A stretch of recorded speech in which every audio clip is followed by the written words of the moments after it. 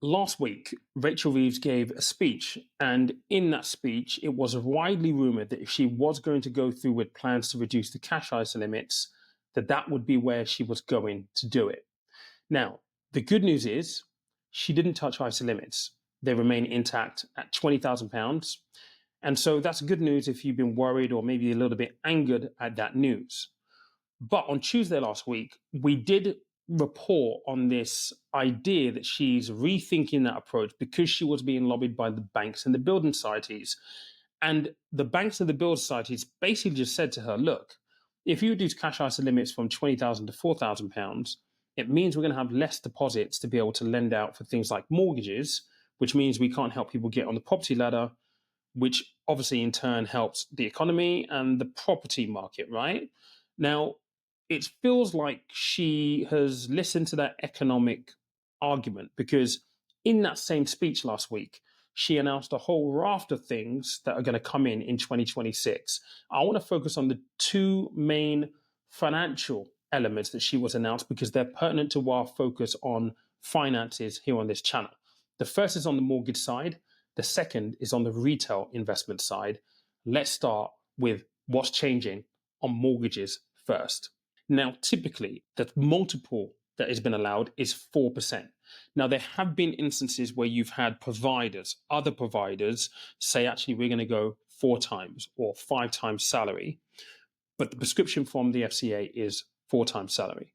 That's going to be going up to 4.5 times. Now, you might not think that's a lot, but if you're earning, say, £30,000, previously at 4 times salary, you'll be able to borrow 120.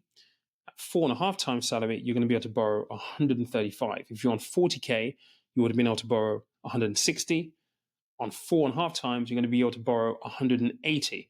So that 15 to £20,000 difference in that price range right there is absolutely huge, especially when you factor in if you've used your full lifetime ISA allowance, you've maxed out, say, for 1 year, you've got £1,000 free from the government. Now you're starting to rock and roll. If you're in a couple, you've got double that amount as well. So this is definitely going to help people get on the property ladder. The other thing that she's announced is kind of, it lends itself well to the lenders, okay? They're kind of allowing them to release the shackles a little bit more and maybe take a little bit more risk in the mortgage market.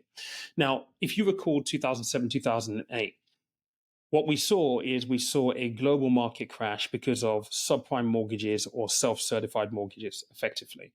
And I remember personally having friends who had families who bought homes that they couldn't really afford because back then you just self-certified your income. You could put anything on a form, no checks were done.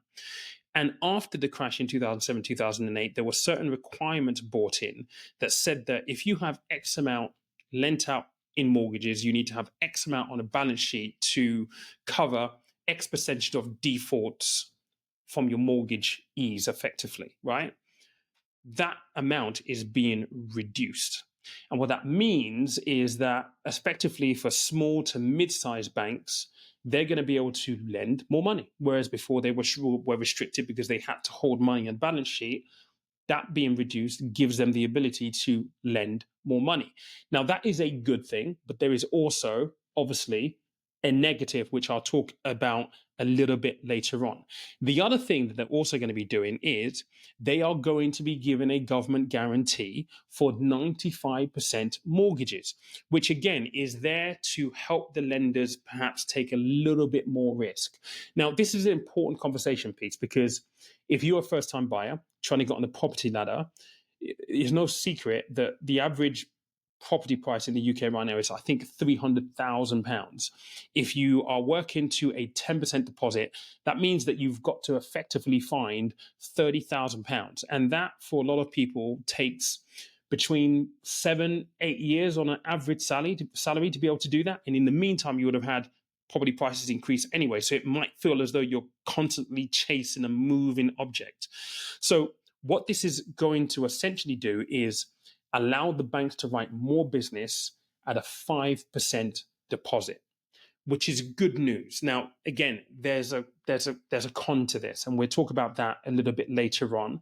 But I think fundamentally, what this is going to do is it's going to allow the banks to lend more money and be a little less risk averse in actually writing mortgages, so people can actually get on the property ladder in the first place. Now, the downside to those two things, that they're worthwhile mentioning, is that, you know, I can't help but think about the recklessness of the industry that caused the crash in 2007, 2008. If you allow people to borrow more money on less income, that potentially is a recipe for disaster. So it's going to be interesting to see whether there are going to be any protective mechanisms written into the mortgage contracts around, I don't know, payment protection for your mortgage, so you covered on in terms of your defaults. I don't know. It'll be interesting to see if there's going to be anything written into the mortgage contract around that. But again, the big worry is going to be, if something like that is written into a mortgage contract, can it be open to abuse? As we know, sometimes banks and financial institutions do, because it's all about the bottom line a lot of the time for the bank. So it's going to be very, very interesting on that side. The other thing that they did kind of announce on the mortgage side was a potential reduction to the minimum salaries required to qualify for a mortgage in the first place. There are obviously income requirements. So you have to earn over a certain amount in order to be able to qualify for a mortgage. But I found this bit a little bit confusing, purely because from the research that I've done and from everything that I can see right now, there isn't really a prescribed minimum that has been introduced in this set of reforms.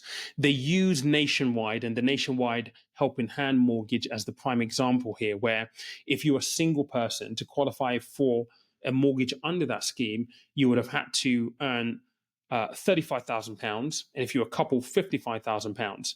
Under that scheme, they're suggesting that actually, by reducing the minimum amount of salary that you need to have to qualify to apply for that mortgage, you are going to have to earn 50,000 as a couple in opposed to 55, and 30,000 as a single person in opposed to 35 previously. So, but it feels like each lender typically has always had maybe like a £25,000 minimum qualification criteria anyway. So it's there, but it's not very, very clear right now. That's the mortgage side to things.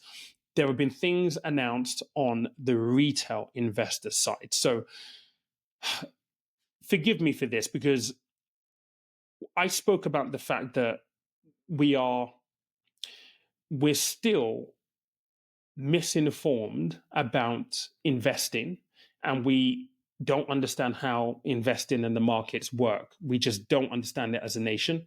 And these set of reforms designed to aid education, to boost education, to remove some of the scary language that sits around investing, so that it entices people to invest a little bit more.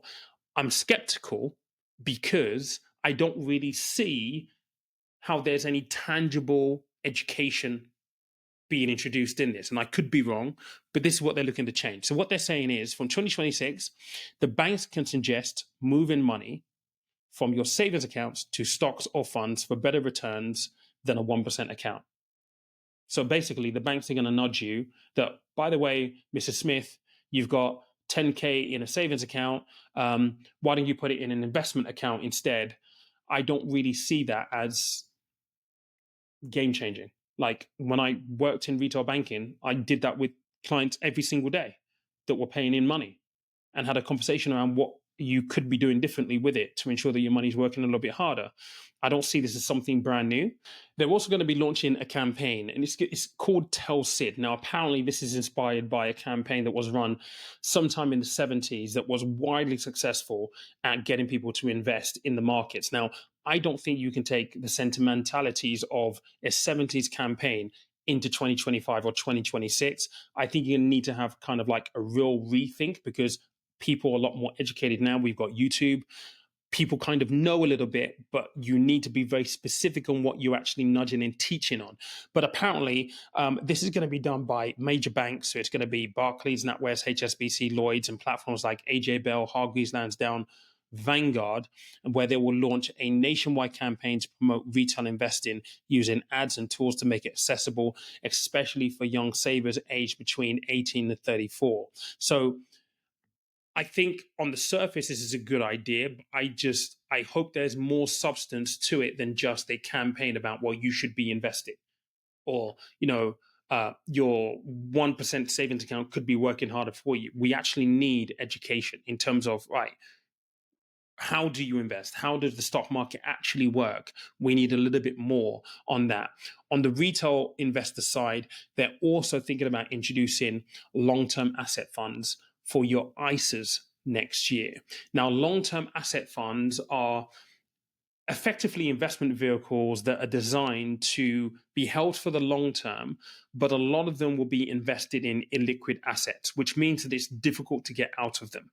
And look, they could potentially represent higher risk, which again means that you need to educate people on what that higher risk means. I mean, just the mention of long term asset funds, if you don't know what we're talking about, is scary on its own. It's intimidating on its own. So, again, we do need better education.